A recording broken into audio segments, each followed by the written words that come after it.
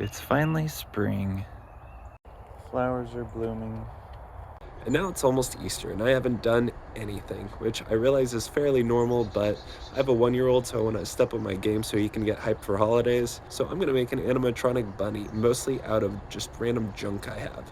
I do have some rotators that I had picked up before the dawn of time, but yeah, otherwise I'm just going to be making this out of random stuff I find. So here we go. So this all came from the magic dumpster. You'll definitely be hearing more about this, but I'm going to pick a board from this pile and get going.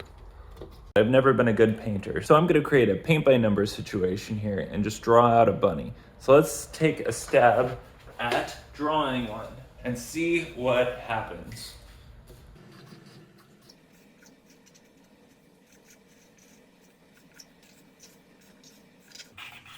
And the fluffy tail.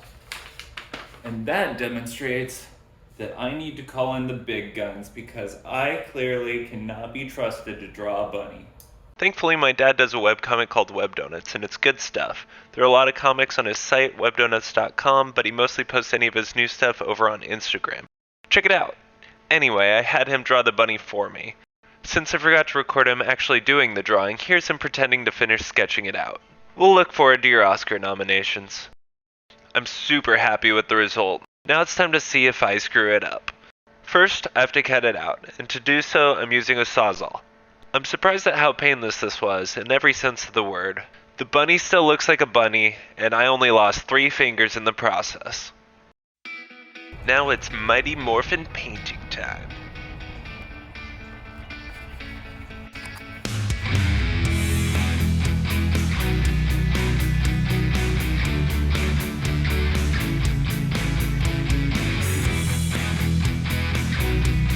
Ignore the phallic bit. I'll explain that in a second.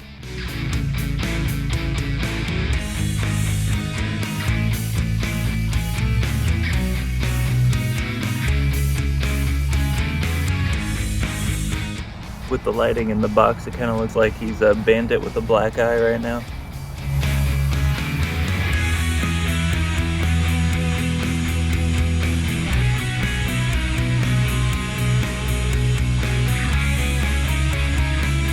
Once it dried, I sprayed it with some waterproof patch and seal so I felt like I had some semblance of waterproofing. My first idea for the mechanism was pretty simple. To make the legs jump, I'd pull a string from behind the bunny back and forth with a rotator. You'll notice that phallic bit has been pushed back, so don't get too excited. That was there so the string wouldn't get frayed as it got pulled back and forth.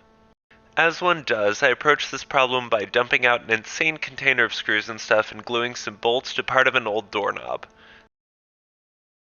I found an old piece of wood that could act like a stake and screwed it to the back of the bunny. The rope is attached to the legs on one side and attached to the washer on the other. The washer basically serves to ensure that the rope doesn't get tangled up as the rotator moves. The rope getting pulled back and forth is what makes the legs go up and down. As soon as it was ready, I put it right into the ground. While this all does look nice, you may have noticed I said first idea, so I guess you already know what happens. The bunny does look cool in the yard though. Moment of truth, round 1.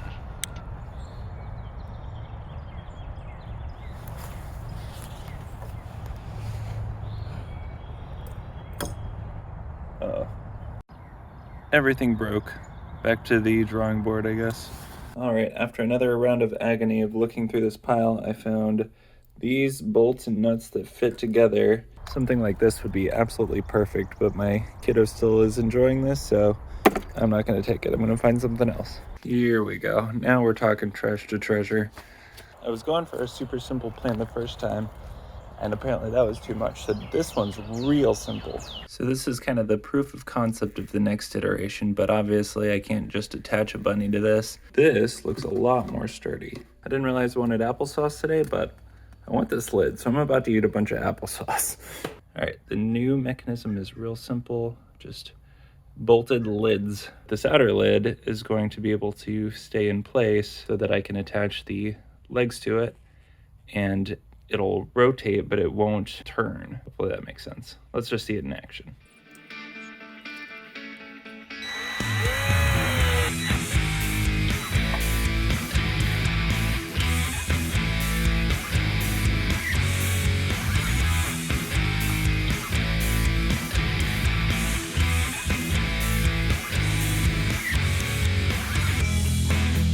So I'm making it so this bolt doesn't get to just keep moving whenever it wants. I'm killing its free spirit. It's funny how projects devolve into duct tape. I guess that's what you get for making a trash bunny. That's alright, because it's gonna end up actually looking really cool and fun. Alright, so hopefully that will keep this from rotating so much. The extra tape is to make sure the bolt causes the lid to rotate along with it. Ah yes, a standard canvas of duct tape and part of a lid. Normal. I really need a cinematographer so I don't look like I'm trying to be an Instagram model with selfies, but I need to do some extra credit and try to attach an arm because the legs are working, but they're So I'm going to add an arm. I do have a plan, I think. Whee! Oh, holy bunny. I was hoping for a better lid, but this from a jar of jelly seems to be the best I'm going to get before Easter, so I'm going to drill into this and try to make it work. Alright, since I ordered this several millennia ago, I have no idea where that little cap thing is, and I was initially thinking it'd be cool if I could make it so that this rotator powered everything, but since this can barely handle the legs, I'm going to add a new one. So I found this wire, and it can thread through this, so this fits through. I'm going to thread it upward like so. These will go through this lid and then just kind of fold in, and then I'll do the same kind of rotator mechanism like I did on that one. So it's a little off center, but I really don't care because it'll add a little character to the wave. This is pretty loose, so I'm going to tighten it by spinning it. Let's see.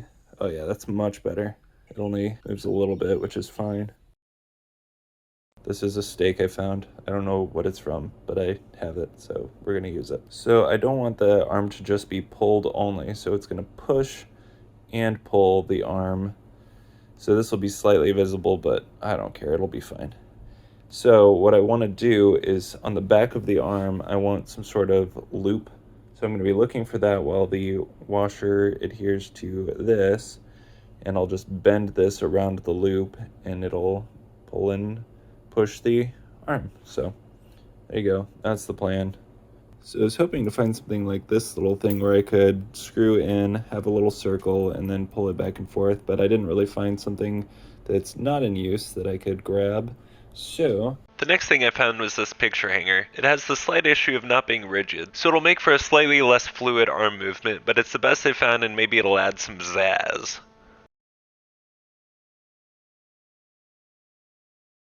So this will actually work pretty well. That's pretty good, because I think it'll hold in place pretty darn well. So let's just screw this part in. I'll go adhere the washer to the back of this, and it should be done. And there you have it. Here's my incredibly fancy mechanism.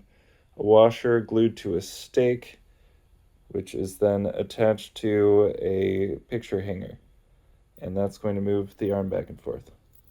Do you see this shameless wad of duct tape? I don't want this thing going anywhere. There we go. I didn't realize the screw holes were on the other side of the rotator, so I said screw it and just glued it on. I've applied the exact calculated amount of glue, measured it out perfectly.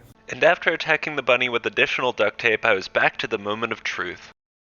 All right, buddy, you want to see? Moment of truth. There we go. All right. So there you have it. The legs are a little funny looking, but overall I'm happy with it for what it is. The hand waves and the bunny hops, which is pretty good for being made out of various lids and dumpster wood. And considering that it's the only Easter decoration on the street, that means it's the best Easter decoration on the street, so that's nice.